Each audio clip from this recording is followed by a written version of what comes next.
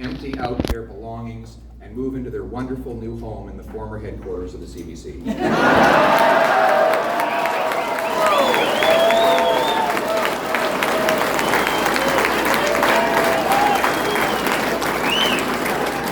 going to get the gatekeepers off the backs and out of the way of our hardworking farmers, aren't we? 10% food price inflation, 80% of families cutting back on their diet. Meanwhile, we have the fifth most farmland per capita on Earth. And what's Trudeau's solution to all this food price inflation? Well, he wants to attack our farmers again. He hits them with fertilizer tariffs. He attacks them with a carbon tax that increases the cost of production and off-farm transport. Ladies and gentlemen, what does he expect? Now this is the latest. He wants to cut back their fertilizer use by 30%. He wants to see crickets!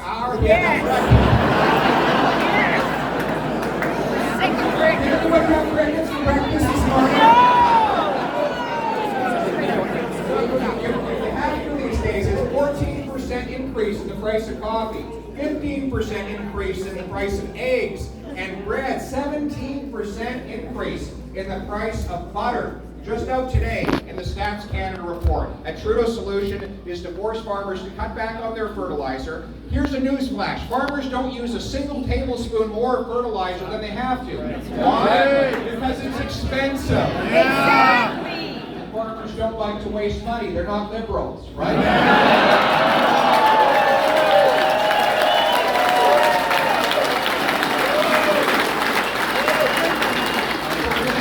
Carbon tax, remove the red tape, and put an end to this fertilizer mandate so our farmers can produce more food right here in Canada.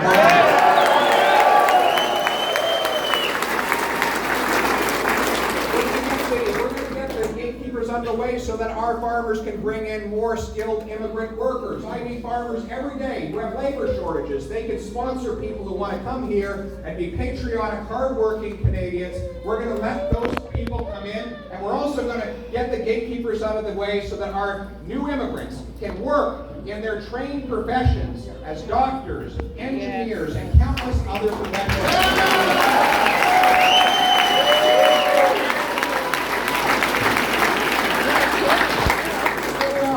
It boils my blood that I sit in a hospital waiting room with my daughter when she has a migraine because of the doctor shortage, when we have brilliant immigrants who are forced to take lower paying jobs even though they're fully qualified to do these jobs. I'm going to sign a deal with the provinces to get a 60-day guarantee that within 60 days of a newcomer applying to work in their profession, they should get a yes or no based on their tested ability, not based on where they come from.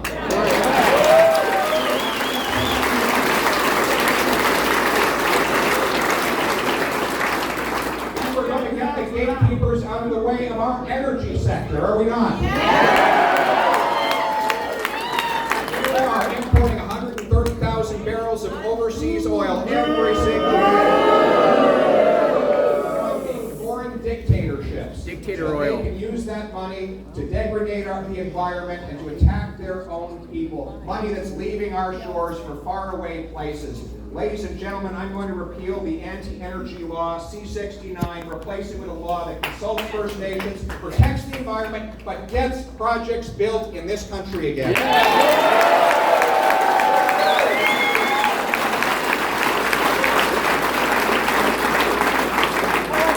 We're going to build Canadian pipelines, and I'm also going to approve Newfoundland's plan to increase its production by 400,000 barrels a day to fully displace all the overseas oil, and within 5 years, we will end dictator oil from Canada altogether.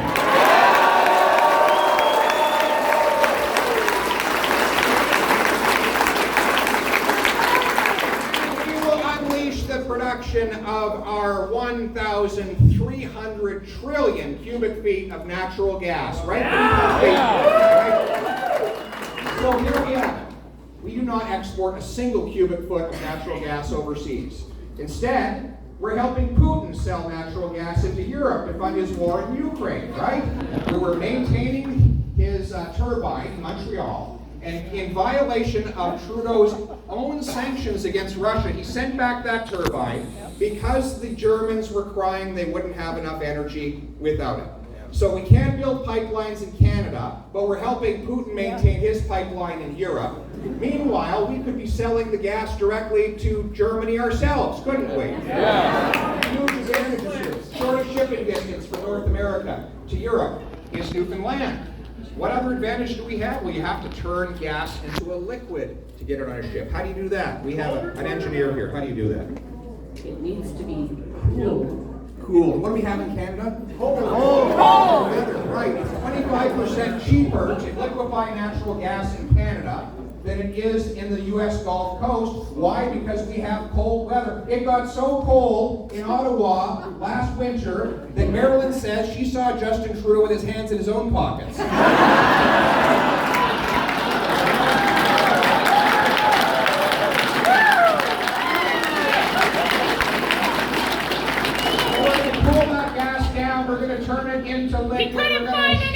We're going to ship it all the way over to Europe to turn dollars for dictators into paychecks for our people in Canada.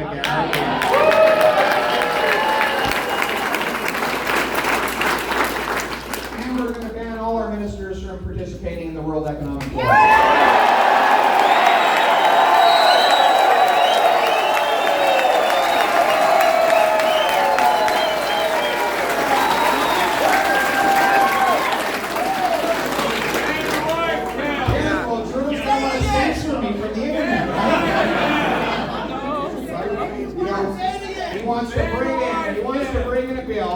Actually has introduced and passed through the House of Commons a bill that would give the woke monstrosity we call the CRTC the ability to regulate what you see and say online.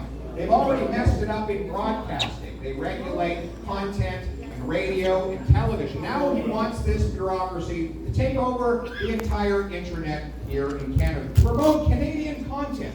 Although they can't tell us what they consider to be Canadian content, right? So CBC does a plagiarized report of a CNN story in Washington about America, in America, that doesn't even mention Canada. That will be considered Canadian content. But if a hockey mom here in London does a post about a bottle drive to raise money for the local hockey team, that will not be considered to be Canadian content. You know who regulates Canadian content in my eyes? We have 37 million regulators. They're called Canadian citizens. They should decide for themselves what they should.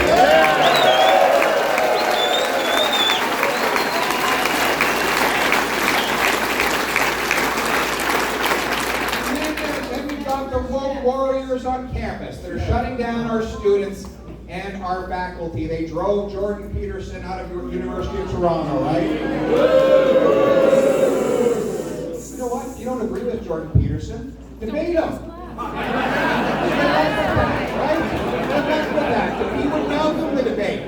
They don't want a debate, though, because they lose the debate. So they shut down the debate by censoring people and pushing them off campus. So here's the deal, folks. I will pass a Freedom of Speech Act. It will do two things. One, it will repeal C-11 and all the censorship legislation.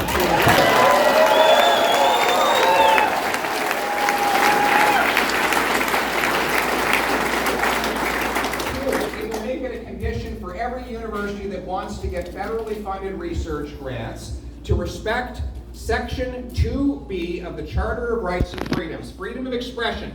2B or not 2B? That is the question.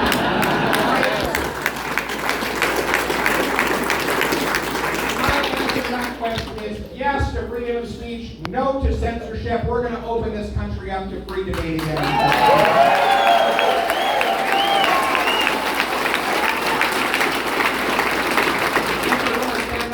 Law-abiding people. Our government is now spending $1 billion attacking licensed, law-abiding, vetted, trained, and tested firearms owners.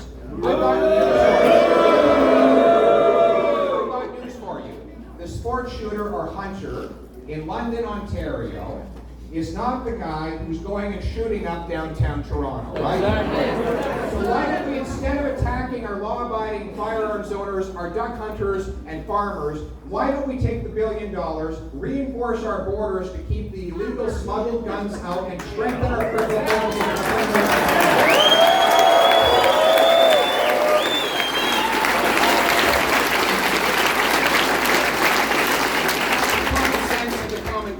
that's what my parents taught me. I am the son of an unwed 16-year-old mother. She had just lost her own mom when she had me, and so she put me up for adoption to 2 school teachers. And you know what they taught me? That it didn't matter where I came from. It mattered where I was going. It didn't matter who I knew. It mattered what I could do. And that is the country I want for my kids as well.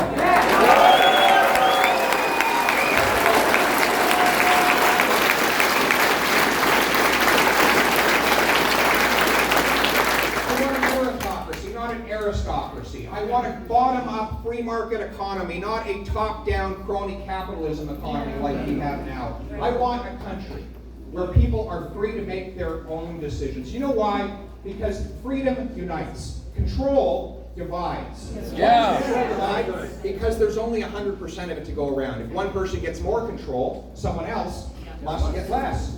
Freedom is not like that. If your neighbor gets more freedom, you don't get less, you get more freedom.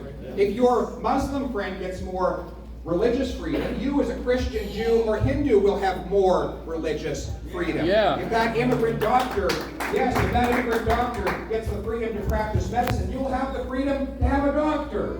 If that small businessman has the freedom to work and create jobs without red tape, maybe your teenager will have a job and you'll have more affordable products and services from that local business. One person's freedom is another person's freedom. And that's why we should put an end to divide and conquer and instead unite for freedom in this country.